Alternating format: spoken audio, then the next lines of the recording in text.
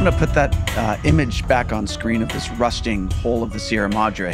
And you said that it's incredible to me that there's even people living on this ship, but obviously they have to do that to sort of occupy. But it's only got a few more years left. And so, what happens next? Does the Philippines build their own Great Wall of Sand and build a military base there? Or what's next? Well, that issue, Matt, is being discussed is of course very sensitive, being discussed at the very senior levels in Manila right now. And all I can tell you is the Philippines is not going to let that Sierra Madre end their presence on Second Thomas Shoal. They'll make some additional plan, and what that plan is, that's above my pay grade at this point in time. What they're exactly going to do. I mean, our foundation has offered some ideas, but I think that anybody that believes that when the Sierra Madre splits apart and slides into the sea, that's going to be the end of the Philippines' claim to Second Thomas Shoal. I think they're dreaming, because that's not going to happen. There will be a replacement, a rebuilding, something else to further the claim of Philippine sovereignty on Second Thomas Shoal. And of course, this really bothers the Chinese, because they've got a major military base 23 miles away, and they would like to get this.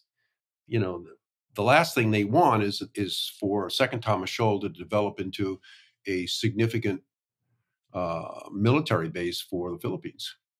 One thing that's ironic is that now that the CCP has made such a big deal of stopping these resupply ships, it's pushed the U.S. to have all these surveillance planes flying overhead, which are also probably picking up on a bunch of activity at Mischief Reef, the Chinese base that the Chinese almost certainly don't want, right?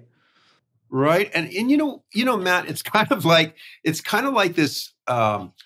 This famous, I think it's a corollary to Murphy's Law, that says that when you find yourself in a hole, the first rule is quit digging.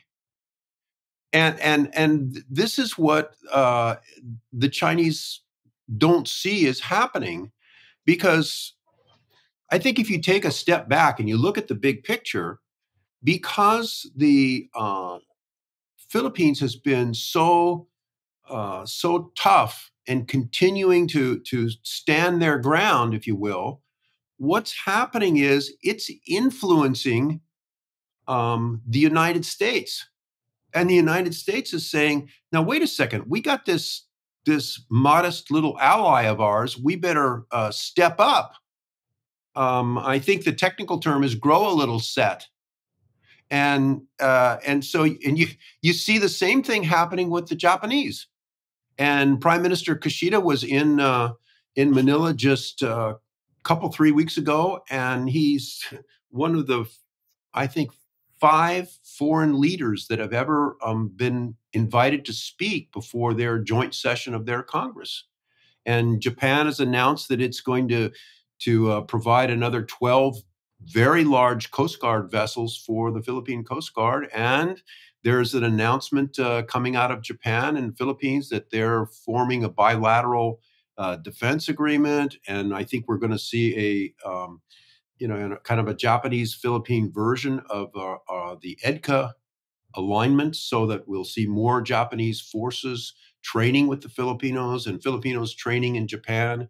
And in fact, there's an exercise underway right now called Operation Kamandag, in which there are 50 Japanese self-defense soldiers participating, and they're not just observers. They're actually there with about 1,700 Filipinos and about 1,000 from the U.S. There's some Brits there and some from South Korea, and so this stand your ground tactic that the Philippines has undertaken is, I think, really invigorating the whole military situation in the first island chain. And so we're seeing new alliances formed, and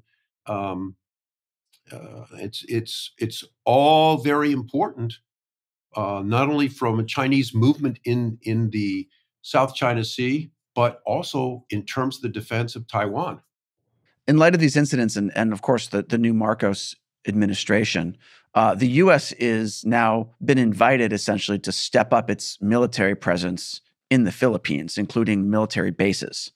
So what's going on there, and what's the sort of larger implication with defense, including Taiwan?